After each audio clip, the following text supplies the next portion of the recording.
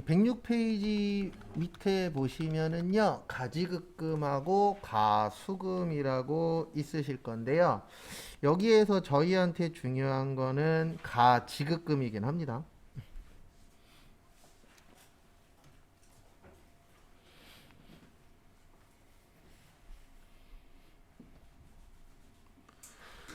그래서 가지급금의 뜻은 가짜로 지급했다라는 뜻은 아니에요. 그래서 가지급금의 뜻은 뭐냐면 지급은 하였으나 내용을 모르는 경우를 가지급금이라고 하고요. 가수금은 돈을 받았으나 내용을 모르는 경우. 그래서 여기에서 말하는 가가 모른다는 뜻이에요. 그래도 얘네 둘 다 일시적 가계정이에요. 그래서 계속 쓰는 게 아니고 잠깐 동안 쓰는 계정입니다. 왜냐면 회사에서 돈 줬으면 왜 줬는지 모르면 안 되잖아요, 원래는. 그 다음에 통장에 돈 들어오거나 돈 받았으면 왜 받았는지 알아야 되잖아요. 그래서 그 알기 전까지만 잠깐만 쓰는 거다. 그래서 잠깐 동안 쓰는 가짜 계정이다. 그래서 뭐라 그래요? 일시적 가계정이라고 표현을 합니다. 그래서 이 가지급금의 대표적인 건 시험 보실 때 두 가지 나와요. 몇 가지 나온다고요? 두 가지. 하나는 출장비. 우리 회사 가시면 직원들 출장 가는 경우 있어요? 없어요? 있죠. 네. 근데 문제는 뭐냐면 출장비를 주는데 이 출장 간 사원이 얼마 쓸지 알아요? 몰라요? 모르죠. 어디 쓸지도 모르죠.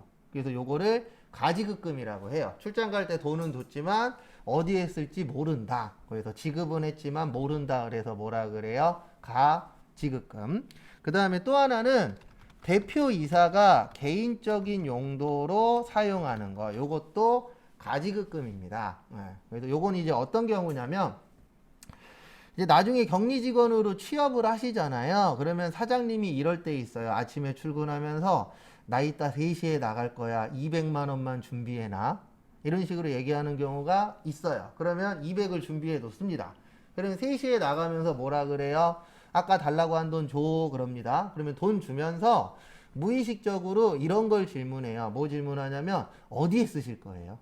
라고 얘기합니다. 대부분 격리 직원들은. 왜냐면 어느 정도 파악은 하고 있어야 되니까. 그러면 사장님 반응은 거의 크게 두 가지예요. 하나는 누구 만나서 어디에 쓸 거야. 나중에 영수증이나 세금계산서 갖다 줄게. 이렇게 얘기하는 경우가 있고, 또 하나는 내 돈 내가 쓰는데 네가 알아서 뭐 할 거야 라는 식으로 얘기하는 사장님들도 있어요, 없어요?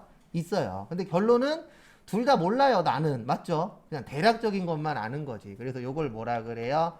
가지급금. 그래서 요거는 둘 다 시험에 나와요. 출장비나 사장님이 개인적으로 썼다. 그러면 가지급금이 기억나셔야 돼요. 참고로 사장님이 개인적으로 쓴 거는 나중에 월급에서 까셔야 됩니다. 사장님도 주식회사는요, 법인은 사장님도 월급쟁이에요. 이거 회사 돈 아니에요. 이거 막 갖다 썼다 걸리면 나중에 사장님 세금 많이 내야 돼요. 왜냐면 이거 다 나중에 어떻게 처리가 되냐면 네가 빌려간 거야로 처리가 돼요. 세법에서는 이 회사 돈이 네 돈이야가 아니거든요. 개인 회사는 상관없는데 법인은.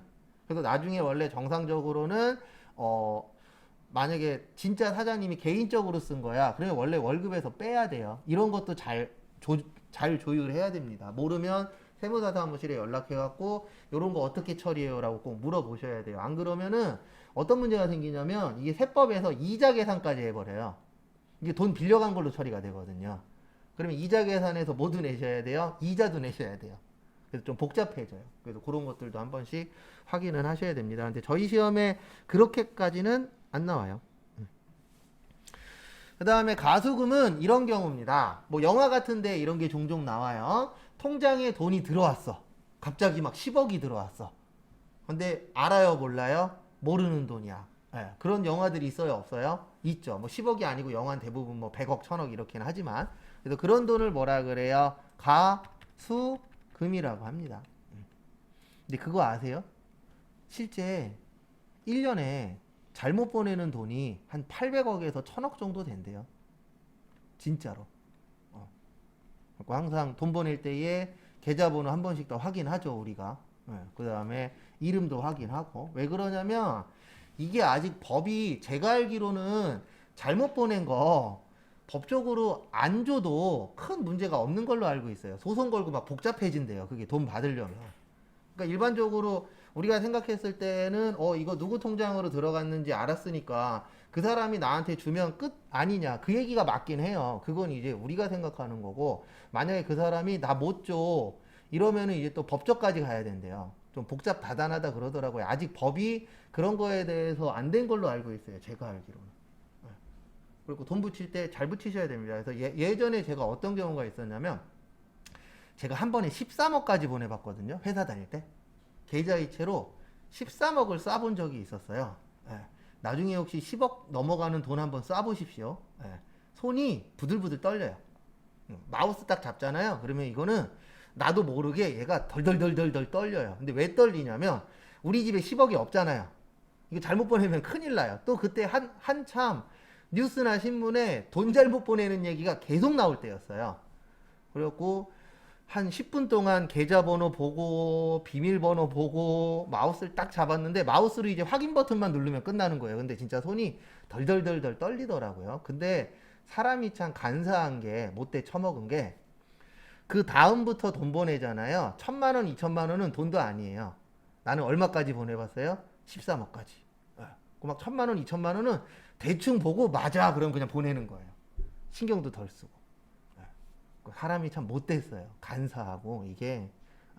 근데 너무 큰 금액은 본인이 하지 마십시오. 진짜 손 부들부들 떨려요. 저도 그때 처음이자 마지막으로 억 넘어가는 거 한번 쏴봤었는데, 10억 넘어가니까 진짜 손이 부들부들 떨리더라고요. 그리고 그 일하고 아무것도 안 했어요. 멘탈이 날라가갖고. 근데 안 했어도 됐었던 게, 거기 격리 직원이 저 혼자밖에 없었거든요. 오늘 밀리면 내일 하면 돼요. 그리고 하루에 8시간 근무잖아요. 7시간 55분 놀고 5분만 일하면 돼요. 왜냐면 매출액이 워낙 없는 회사여갖고 진짜 할 게 5분이면 끝나요. 하루 일과가. 맨날 심심하면 뭐 하냐면은요, 커피 사러 가요. 마트로. 그리고 마트 구경하고, 그 다음에 점심도 거기에서 공짜로 먹고, 돌아다니면서 이제 시식 코너 있잖아요. 시식 코너도 먹고 그랬었는데, 일 너무 없는 회사도 안 좋아요.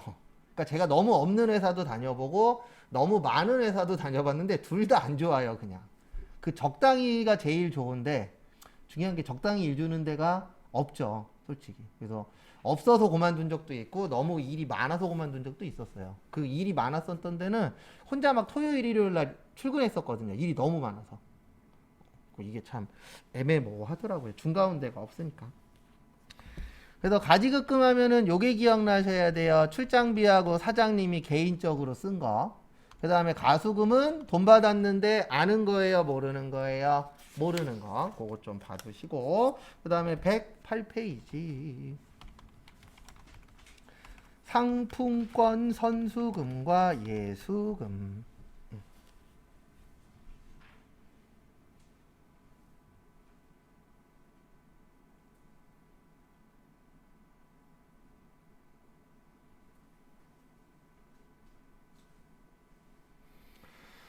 그래서 같이 한번 또 보도록 하겠습니다. 그래서 상품권 선수금은 뭐냐면, 우리 다들 상품권 써보신 적 있죠? 뭐 문화상품권이나 마트 상품권. 네. 그러면 이 상품권은 어떻게 되어 있냐면요, 상품권을 회수하고 물건을 판매해야 매출로 봐요. 회계에서. 이게 무슨 뜻이냐면, 우리가 상품권을 사죠. 근데 아직 상품권을 산 거지 물건을 산 거는 아닙니다. 맞죠? 이 상품권이라는 게 상품과 교환할 수 있는 권리잖아요. 그러면 내가 마트면 마트에 가서 물건을 산 다음에 상품권을 주잖아요. 그러면 그때 회사에서는 매출이 되는 거예요. 왜냐하면 상품권은 아직 물건을 안 산 거잖아요. 그래서 거기 보시면 상품권 선수금이라고 있죠. 이게 무슨 뜻이냐면은, 상품을 살 수 있는 권리인데 우리가 먼저 돈만 받잖아요. 맞죠? 상품권 팔면은 돈은 이미 받은 거잖아요. 그래서 상품권으로 돈만 먼저 받았다. 그래서 뭐라 그래요? 상품권 선수금이라고 표현을 하는 겁니다. 그래서 이거는 아직 돈만 받았지 물건은 안 판 거예요. 그 다음에 예수금의 별표 3개 치세요. 예수금이 중요합니다. 상품권 선수금보다.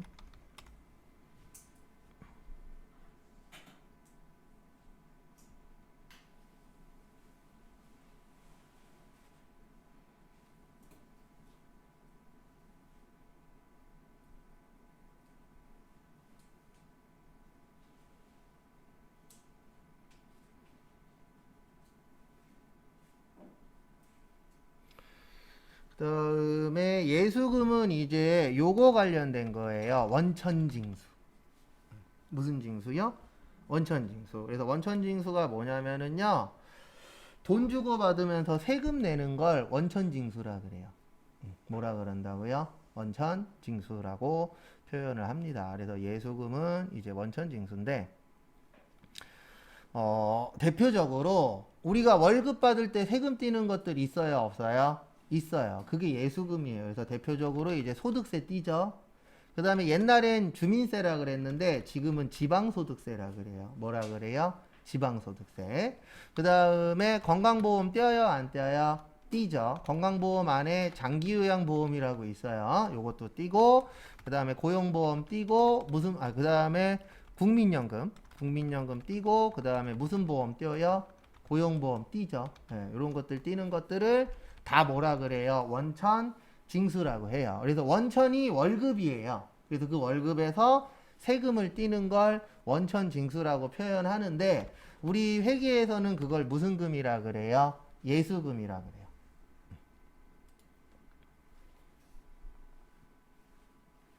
근데 산재보험은 우리가 내는 거 아닙니다. 산재보험은 누가 내주세요? 회사가 내줘요. 누가 내준다고요? 회사가. 그래서 돈 벌면은 소득세 내셔야 되고 지방소득세 내셔야 되고 건강보험도 내는데 장기요양보험이라는 것도 건강보험 가격 안에 같이 나와요. 장기요양보험이 뭐냐면 우리나라가 고령화 사회잖아요. 네, 그래서 어르신들 중에 요양병원 가시는 분들도 있어요, 없어요? 있어요. 근데 우리나라가 현재 가장 큰 문제점이 뭐냐면 준비가 안 된 상태에서 어르신들이 많아졌잖아요. 뭐 예상은 하고 있었지만 국회의원들이 표 받으려고 준비를 안 했어요. 많이 하기는 했는데 많이는 안 했어요. 그래서 건강보험을 뛸 때 이 어르신들 관련된 요양보험도 같이 떼어버려요. 그래서 이거를 띄어서 어르신들 중에서 요양병원 가시는 분들이 있어요, 없어요?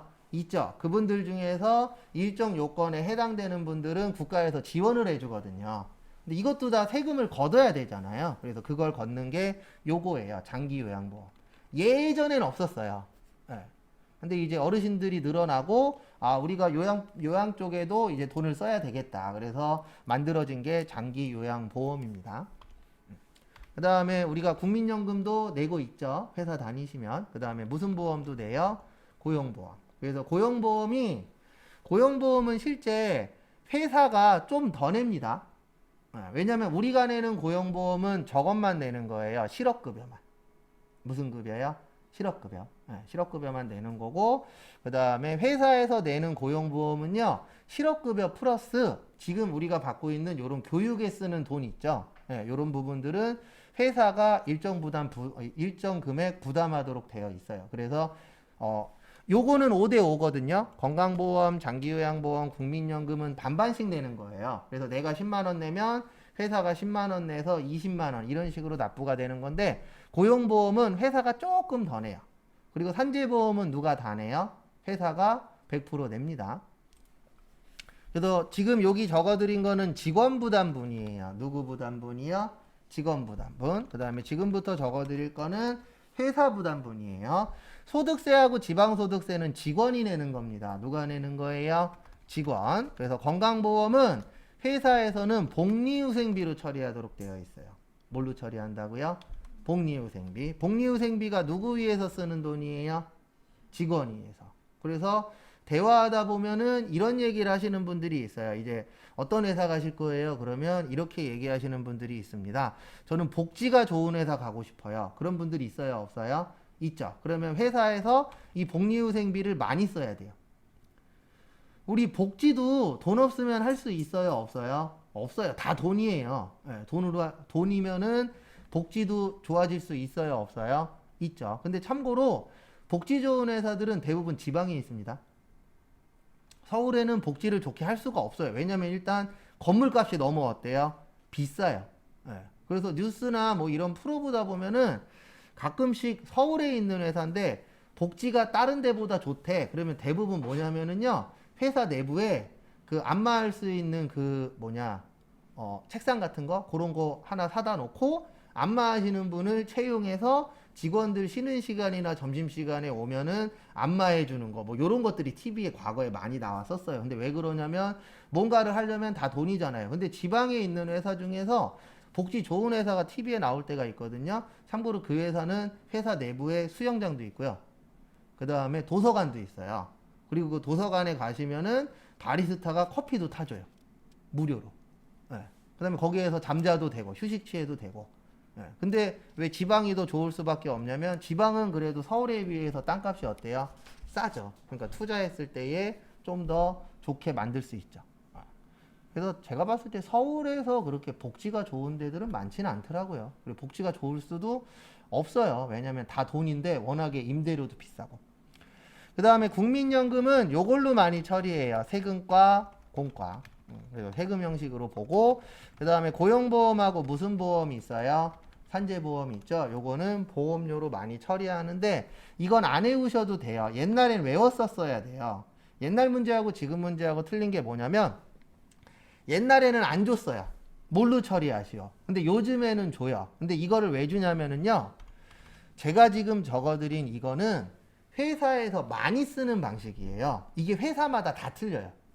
근데 왜 다 틀리냐면 우리 건강보험, 국민연금, 고용보험, 산재보험 누구 때문에 내죠? 직원 때문에 내죠. 그래서 어떤 회사는 다 복리후생비로 쓰는 회사들도 있어요. 실제. 그 다음에 건강보험, 국민연금, 고용보험, 산재보험 누가 가져가시죠? 국가에서 갖고 가죠. 그래서 어떤 회사에서는 다 세금과 공과로 처리하는 회사들도 있어요. 왜냐하면 세금으로 가져가시는 거니까 국가에서. 그 다음에 건강보험, 국민연금, 고용보험, 산재보험 다 현재를 위한 거예요? 미래를 위한 거예요? 미래를 위한 거죠. 우리 미래를 위한 게 대부분 보험 성격이 있는 거잖아요. 그래서 보험료로 처리하는 회사들도 있어요. 그래서 결론은 뭐냐면 회사마다 다 틀려요. 그러다 보니까 뭘로 처리하시오를 안 주면 답이 여러 개가 돼버립니다. 그래서 요즘에는 시험 문제 나오면 요거를 줘요. 복리후생비로 처리하시오, 세금과 공과로 처리하시오, 이런 식으로 지문해 줍니다. 그래서 우리가 기억해야 될 거는 요거예요. 요 예수금은 누가 내는 세금이에요? 직원이 내는 세금이에요. 누가 내는 세금이라고요?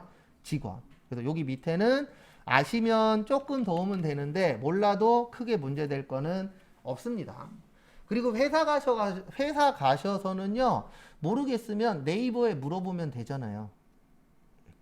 전 항상 그 마인드거든요. 어떤 마인드냐면 내가 궁금하면 남도 궁금해요.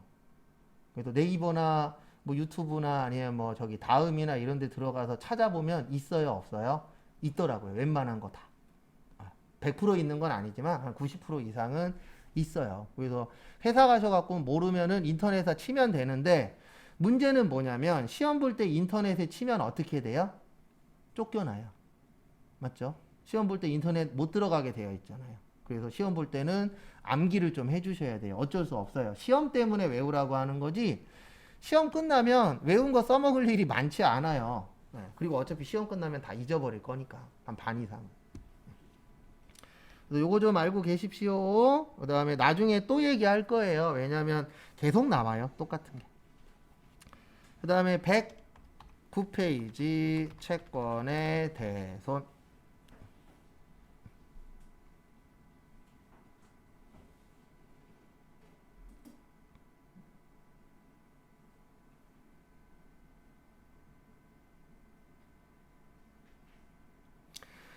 뭐의 대손이요? 채권의 대손입니다.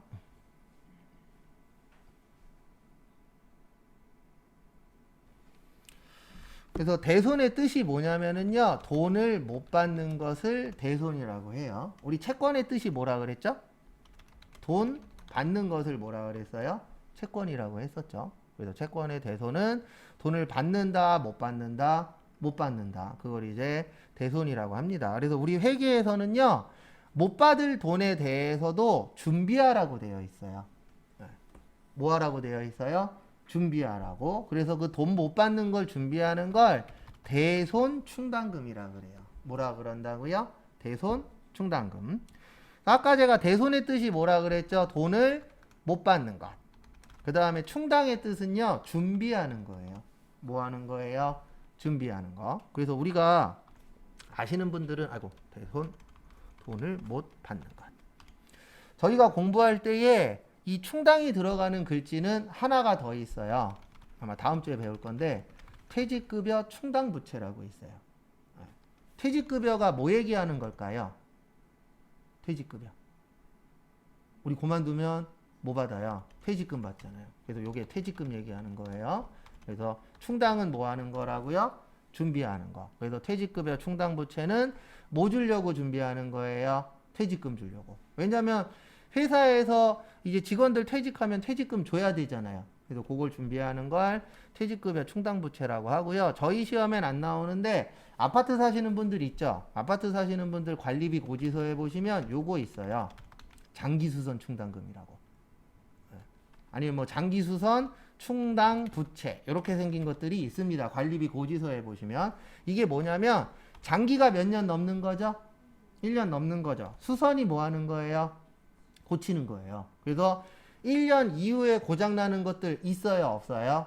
있죠. 네, 그거 고치는데 다 돈 들잖아요. 그래서 그거 관련돼서 준비하는 거예요. 그래서 한 달에 이제 관리비 내잖아요. 그러면 그 관리비 안에 요 장기수선 충당금이라고 해서 얼마씩 내는 게 있어요. 그래서 그거를 모았다가 나중에 아파트에 문제 생기면 그걸로 해결을 하는 거고, 근데 그 돈이 모자랄 수도 있어요? 없어요? 있죠. 그 돈이 모자르면은 이제 관리비로 그 관리비 요금이 올라가는 거예요. 왜냐면 모자른 만큼 더 내야 되니까.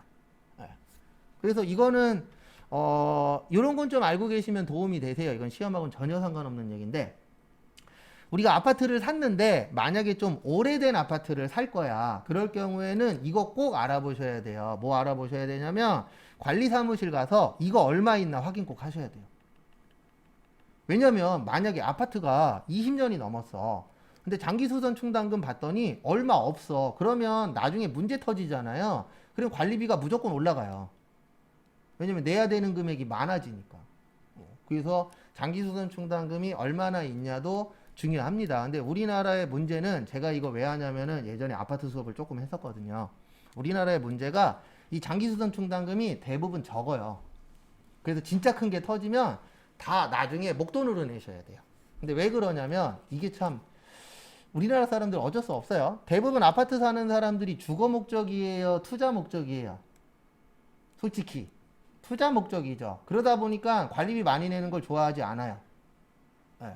그래서 관리비 만약에 좀 옆 단지보다 관리비가 많이 나오잖아요. 그러면은 그 관리 사무실에 쫓아와갖고 욕하고 의자 집어던지고 그래요, 실제. 네. 그게 왜 그러냐면 자기는 오래 살 생각이 없으니까 이런 거 많은 거는 상관이 없는 거예요.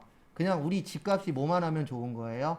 오르기만 하면 좋은 거예요. 그래서 오래된 아파트 사셨는데 만약에 이게 적어. 그러면 나중에 관리비 막 50만 원, 100만 원 내야 되는 상황이 올 수도 있어요. 막말로. 그래서 요게 얼마 있냐도 좀 중요합니다. 근데 많이 못 걷는데요. 많이 걷으면 욕하고 그래갖고. 근데 사람들이 좀 그런 거 있잖아요. 미래는 중요치 않아. 일단 내가 살고 봐야 돼. 이게 워낙에 세갖고. 그래서 그런 부분들도 생긴다라고 하는데, 일단 우리한테 중요한 건 충당 나오면 뭐 하는 거라고요? 준비하는 거예요. 근데 우리한테 진짜 중요한 건 요게 중요해요. 보충법이라는 걸 씁니다. 우리 회계에서는. 무슨 법 쓴다고요? 보충법. 우리 보충의 뜻이 뭐죠? 네, 모자른 거 뭐 해주는 거예요? 채워주는 거예요. 그래서 대손충당금은 모자른 것만큼 뭐 해준다? 채워준다. 네, 그것만 일단 좀 알고 계시면 되고요. 그 다음에 두 가지만 더 설명드리고 넘어가도록 하겠습니다. 그래서 그 두 가지가 뭐냐면은요.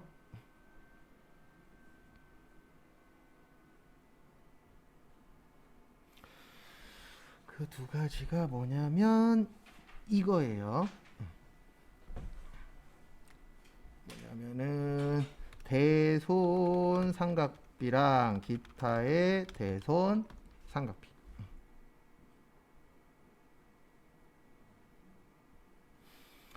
그래서 대손 삼각비는요, 요거 얘기하는 거예요. 뭐 얘기하는 거냐면은 대손 삼각비는 매출 채권에만 쓰도록 되어 있어요. 어디에만 쓰도록 되어 있어요? 매출 채권에만. 그래서 매출 채권에 두 가지가 있어요. 외상 매출금하고 무슨 어음이요? 받을어음. 그래서 얘는 판매비와 무슨 비요? 관리비. 그 다음에 기타의 대손상각비는 매출 채권이 아닌 것들. 그래서 대여금하고 미수금, 영업, 외비요.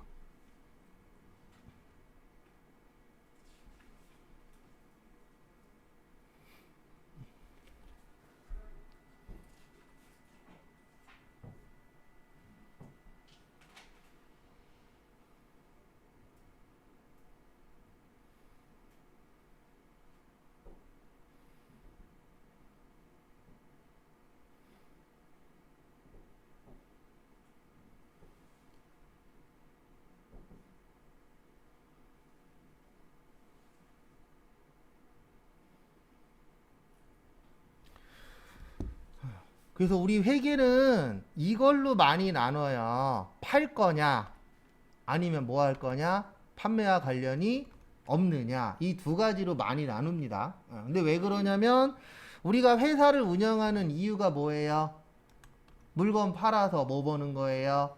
돈 버는 거죠. 그래서 회계에서는 이게 판매와 관련이 있느냐, 아니면 판매와 관련이 없느냐, 이걸로 구별을 좀 많이 합니다. 그래서 1년 기준도 많고, 그 다음에 팔 거냐, 안 팔 거냐, 그래서 판매와 관련이 있느냐, 없느냐, 요걸로 이제 구별을 많이 할 수밖에 없어요. 왜냐면 돈 버는 거 중요하잖아요, 회사에서는. 그래서 이 돈을 벌려고 얼마나 썼느냐, 이런 부분들도 중요하거든요. 그래서 제가 앞으로 판매비와 관리비라고 써드리면 이렇게 이해하시면 돼요. 요거는 말뜻 그대로 판매하거나 뭐 하는데 들어가는 거예요? 관리하는데. 왜냐면 우리 물건 파는 게 뭐 하니까? 중요하니까. 그래서 대손충당금 나오면 일단 제일 중요한 거는 요거기는 합니다. 무슨 법이요? 보충법. 그 다음에 요거는 이제 부수적인 건데 요걸로 물어볼 때가 간혹가다 있긴 있어요. 그래서 나중에 외울 겁니다. 그 다음에 교재 나머지는 보실 거 없고요. 쭉 넘어오셔서 118페이지 조금만 볼게요. 118페이지를 볼 게 아니고 나중에 외울 건데 그 재고자산의 키포인트만 오늘 보고요. 그 다음에 분계 풀도록 하겠습니다. 앞에 잠시만 보세요. 요건 다음 주 월요일 날 한 번 더 설명드릴 거예요. 우리 재고자산이 무슨 목적이라 그랬죠?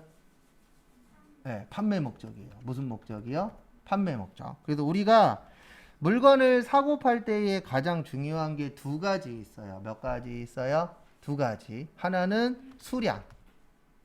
우리 몇 개 샀냐, 몇 개 팔았냐 중요하죠. 그 다음에 단가. 네, 단가는 왜 중요하냐면 얼마짜리 팔았냐, 얼마짜리 샀냐 중요하잖아요. 왜냐면 거기에 따라서 우리가 이익이 많이 날 수도 있고 적게 날 수도 있죠. 그래서 회사 입장에서는 많이 팔고 비싸게 파는 게 어떤 거예요? 좋은 거죠. 그리고 살 때는 싸게 사는 게 어떤 거예요? 좋은 거예요. 왜냐면 모든 회사의 목적은 하나잖아요. 싸게 사서 비싸게 팔아서 이익을 어떻게 하자? 많이 내자. 이게 목적이죠. 이게 목적이 아닌 회사 있으면 연락 좀 주세요. 물건 좀 사러 가게. 근데 대부분 목적은 하나잖아요. 내가 팔아서 돈 버는 거. 근데 그런 목적이 아니면 장사할 필요 없죠. 망할 텐데 100% 그랬다가.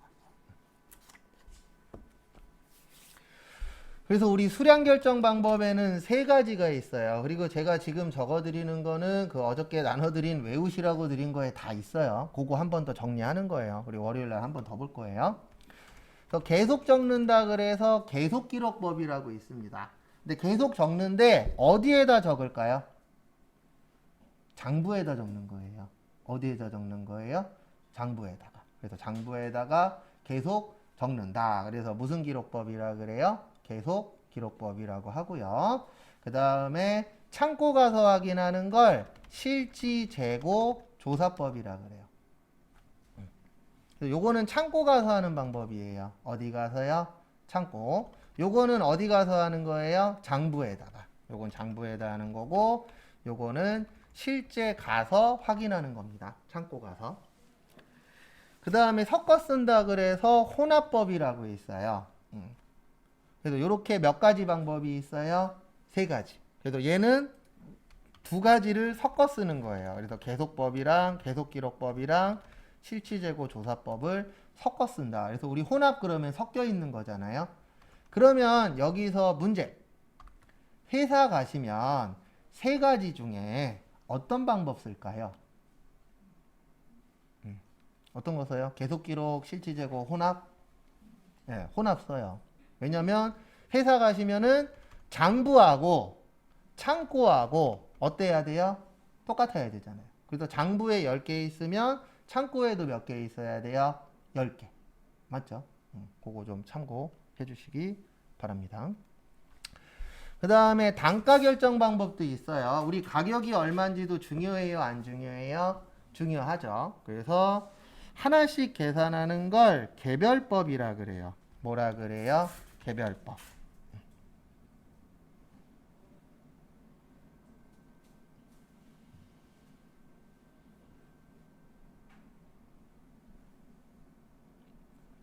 그래서 하나씩 계산하는 걸 무슨 법이라 그런다고요? 개별법이라고 표현합니다. 그 다음에 먼저 들어온 거 먼저 나가는 걸 선입선출법이라 그래요. 뭐라 그래요? 선입선출법이라고 이야기합니다. 그래서 이런 분들이 있어요. 알바 해보신 분들 있죠. 특히 이제 편의점이나 이런 음식 관련된 알바 하시면 대부분 선입선출법이 뭔지 알아요. 왜냐면 물건 진열할 때 뭘로 진열해요? 선입선출법으로 진열하잖아요. 그래서 날짜 얼마 안 남은 걸 앞쪽에다 놓죠. 그래서 옛날 거 먼저 파는 걸 뭐라 그래요? 선입선출법. 그 다음에 나중에 들어온 거 먼저 파는 걸 후입선출법이라 그래요. 무슨 법이라 그래요? 후입선출법이라고 표현을 하는데 중요한 건 뭐냐면 요 선입선출법은요 회사한테 유리한 방법이에요. 그래서 회사 가시면 대부분 다 무슨 법으로 팔아요? 선입선출법. 그 다음에 후입선출법은 고객에게 유리한 방법이에요. 그래서 인터넷 이렇게 물건 사다 보면은 댓글에 이런 댓글 남기시는 분들이 있어요. 어떤 댓글을 남기시냐면 저 물건 샀어요. 물건 보내주시는데 최근 걸로 보내주세요. 이런 걸 쓰시는 분들 실제 있어요. 네. 그게 무슨 법으로 달란 얘기예요? 후입선출법으로 달란 얘기예요. 왜냐면 후입의 뜻이 최근 거거든요. 근데 회사에서는 요걸로 주죠. 무슨 법으로 줘요? 선입선출법. 근데 왜 선입선출법으로 주냐면 선입선출법이 이익이 커요. 그리고 회사가 무슨 창출하는 게 목적이라고요? 이익 창출. 그래서 회사 가시면은 옛날 거 먼저 팔아라, 옛날 거 써라, 아껴 써라. 사장님들이 잔소리하는 거 있어요, 없어요? 있죠. 그래서 사장님들이 잔소리하는 건 대부분 다 이렇게 생각하시면 돼요. 아, 이익이 많이 남나 보구나 라고 생각을 하시면 됩니다. 그 다음에 가중평균법에 두 가지가 있어요. 계속기록법 쓰면 이동평균법이고요. 그 다음에 가중평균법에다가 실지, 재고, 조사법 쓰면 총평균법이에요. 이렇게 외울 거예요, 저희는. 근데 왜 이렇게 외우냐면 저희가 어쨌든 최종적으로 준비할 거는 저거잖아요. 전산 세무잖아요. 네, 세무에서는 이렇게 시험 문제가 나와요. 그래서 이렇게 외울 겁니다. 추후에.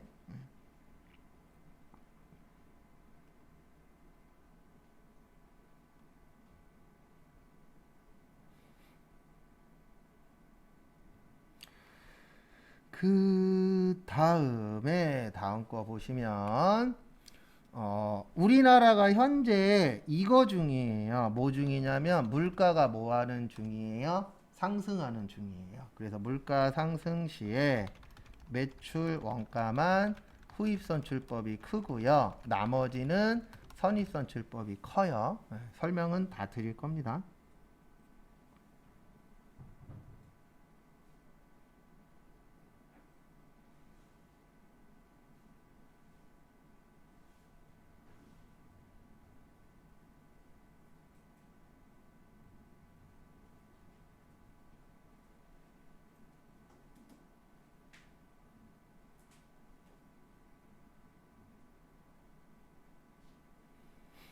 그래서 이게 무슨 뜻이냐면은요. 우리나라 현재 요거죠. 물가가 뭐 하고 있죠? 상승하고 있죠. 그래서 계속 물가가 오르고 있잖아요. 그래서 얼마 전에 마트 갔는데 몇 개 집지도 않았는데 20만 원 나왔더라고요. 그래서 어느 순간부터 마트를 가면 10만 원보다 적게 나온 적이 거의 없는 것 같아요. 진짜 안 사야지 하고 가는 날도 요것저것 사다 보면 10만 원 넘더라고요. 물가가 워낙에 비싸잖아요. 뭐 하나 들면 만 원, 뭐 하나 들면 2만 원. 실제 그렇잖아요. 그래서 매출 원가, 요 원가는 후입 선출법이 커요. 이 회사 입장에서는 원가가 높아야 돼요, 낮아야 돼요? 낮아야 되죠. 왜냐면 원가가 낮아야만 이익이 뭐 하니까요? 크니까. 그래서 제가 아까 후입 선출법이 누구한테 좋은 거라고요? 고객한테 좋은 거예요. 왜냐면 고객은 비싼 걸 적당한 가격에 살 수 있으니까. 그래서 원가만 후입이 크고요. 여기 보시면 나머지는 선입선출법이 크다라고 되어 있는데 요 나머지가 뭐 이익 같은 거. 그래서 제가 아까 선입선출법이 누구한테 유리한 방법이라고 그랬어요? 회사에 유리한 방법이라고 했죠. 그래서 대부분 회사들 가면은 무슨 법으로 판다고요? 선입선출법으로. 그 다음에 재고자산 감모손실이라고 있어요. 그래서 정상적하고 비정상이 있는데 일단 말뜻을 이해를 하셔야 돼요. 감모의 뜻이 뭐냐면은요, 수량 부족이에요. 무슨 부족이요? 수량 부족. 그러니까 이런 거예요. 어떤 경우냐면 원래 100개가 있어야 돼요. 몇 개가 있어야 돼요? 100개. 근데 창고 갔더니 90개만 있어. 그러면 몇 개 부족하죠? 10개 부족하죠. 그럼 회사 입장에서는 부족하면 이익이에요, 손해예요? 손해죠. 그걸 무슨 손실이라 그래요? 감모 손실이라고 표현을 합니다. 그래서 감모의 뜻이 수량이 뭐하다? 부족하다. 그래서 수량이 부족하면은 이익이에요, 손해예요? 당연히 손해겠죠. 그래서 두 가지가 있어요. 정상적하고 비정상인데 정상적은 뭐냐면 그냥 정상적으로 일을 해도 없어질 수 있어요, 없어요? 있어요. 그래서 대표적인 게 뭐냐면은요, 모래 같은 거. 만약에 우리 회사가 모래 파는 회사예요. 그러면 모래는 바람에 날아가잖아요. 맞죠? 네, 정상적으로 일을 해도 일부 소실될 수 있어요, 없어요? 있죠. 그런 것들이 이제 정상적이 되는 거고, 비정상적은 뭐냐면 우리가 잘못해서 뭔가 실수가 생겨서 수량이 부족했다. 이럴 수 있잖아요. 원래 100개를 보내야 되는데 101개를 보냈어. 일하다 보니까. 그럴 수도 있어요, 없어요? 있죠. 그런 거는 비정상이 되는 거죠. 왜냐하면 그런 건 신경 썼으면은 그런 부분이 발생 안 할 수도 있겠죠. 그런 것들이 이제 비정상적이라고 봐주시면 되세요. 그래서 정상적일 때는 매출 원가에 가산하라고 되어 있고요. 회계 처리는 할 필요 없습니다. 그래서 결론은 뭐냐면 원가에다 포함한다는 얘기예요. 그 다음에 비정상적은 영업의 비용 처리하는데 요거는 전산세무 2급 때 배울 거예요. 몇 급에서 배울 거예요? 2급에서. 그 다음에 재고자산 평가 손실이라고 있어요. 아까 평가가 뭐 맞추는 거라 그랬죠? 돈 맞추는 거라 그랬죠? 금액 맞추는 거. 근데 왜 손실이냐면 저가법을 쓰도록 되어 있어요. 무슨 법이요? 저가법. 저가의 뜻이 뭐죠? 금액이 크다, 작다? 작다. 금액이 크면 금액이 작으면 이익이에요, 손해예요? 당연히 손해겠죠. 그래서 여기 보시면 재고자산 평가했더니 뭐 났다? 손해봤다. 근데 왜 손해봤냐면 무슨 법을 쓰기 때문에? 저가법을 쓰기 때문에 라고 시험 볼 때까지 이해하시면 되세요. 그래서 요거는 다음 주 월요일 날 오늘보다는 조금 더 빠르게 해서 설명을 쭉 드릴 겁니다. 그 다음에 마지막 시간에 푸는 분계 피세요.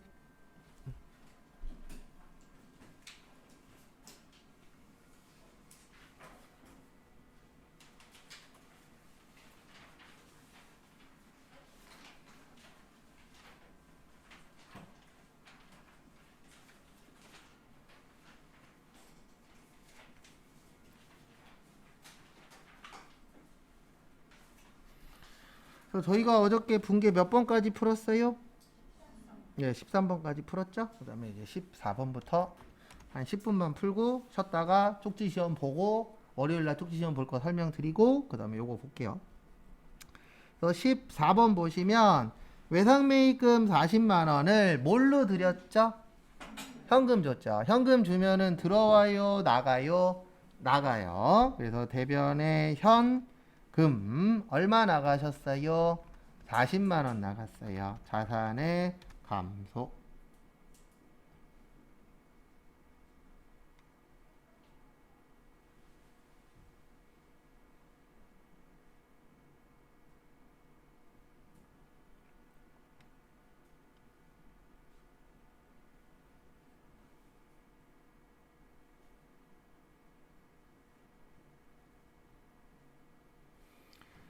그 다음에 다음 것도 보시면은요. 다음 것도 보시면 차변에 외상으로 샀죠. 네, 우리 외상으로 산 거 뭐라 그래요? 외상 매입금. 그래서 돈 갚았으니까 부채가 늘어날까요? 줄어들까요? 줄어들겠죠. 그래서 부채 뭐요? 감소.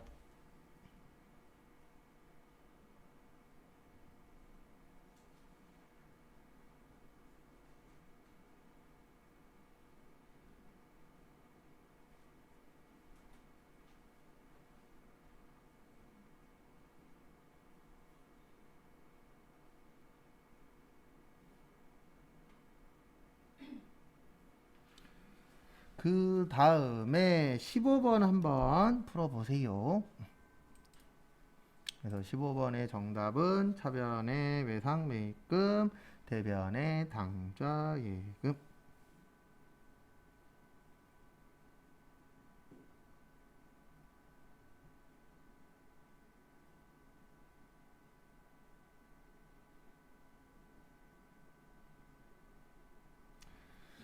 다음에 16번 같이 한번 또 보도록 하겠습니다.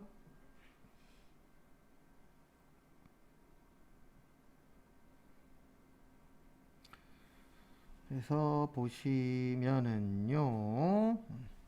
16번 보시면 사용 중이던 비품을 35만 원에 뭐 했죠? 처분했죠. 처분하면은 돈이 들어오나요? 나가나요? 처분이면 나가는 거죠. 처분의 뜻이 뭐 하는 거예요? 파는 거예요. 그래서 뭐 팔았어요? 비품 팔았어요. 얼마에 팔았어요? 35만 원. 그러면 비품은 자산이에요. 그러면 대변이니까 자산의 뭐요? 증가 감소? 감소. 그래서 자산의 감소. 그 다음에 차변에 대금은 뭘로 받으셨어요? 현금 받으셨어요. 뭘로 받으셨어요? 현금. 얼마 받으셨어요? 35만 원. 자산의 뭐요? 증가.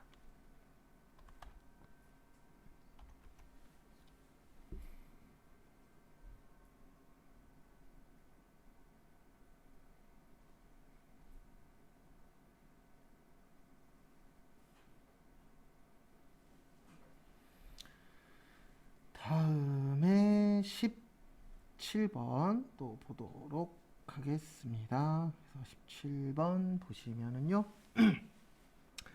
요것도 비품을 판 거예요. 뭐 한 거라고요? 비품을 팔았습니다. 그러면 팔면 들어와요, 나가요? 나가죠. 그래서 뭐 나갔어요? 비품 나갔어요. 얼마에 팔았어요? 15만 원. 그러면 자산의 감소.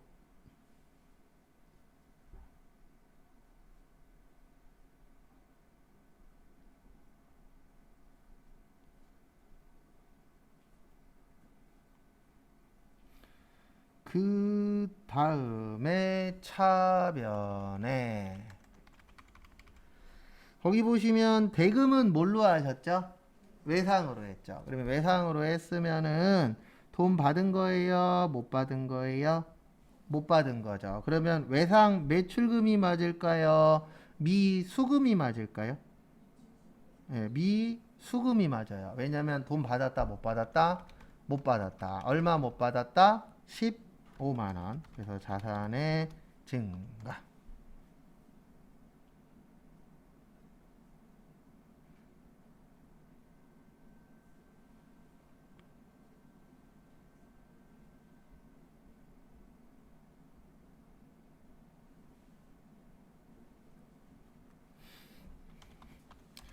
그다음에 정리 못하신 분들 정리하시고요. 정리 다 하신 분은 18번 문제 한번 풀어보세요. 18번 보시면 상품 사셨죠? 50 자산의 증가.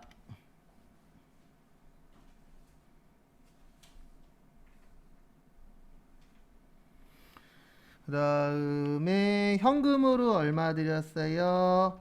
2만원 드렸죠. 자산의 감소. 그 다음에 잔액은 약속어음을 발행해서 줬어요. 무슨 어음이요? 약속어음. 그래서 주는 어음 무슨 어음이에요? 지급어음이에요. 무슨 어음이요? 지급어음. 받는 어음은요? 받을 어음. 무슨 어음이요? 받을 어음. 그래도 되도록이면 대답하시는 게 좋은 게 이게 대답하다 보면 틀릴 때 있어요. 그럼 고치면 되는 거고 대답했는데 맞았어. 그럼 그대로 기억하시면 돼요. 그러니까 본인 확인 차원이니까 뭐 대답하고 싶으신 분들은 하시고 안 하는 것까지는 제가 뭐 어떻게 못하니까요. 그 다음에 잠깐 쉬었다가 12시 30분에 쪽지 시험 볼 겁니다. 그리고 나머지 풀고 마무리 하도록 하겠습니다.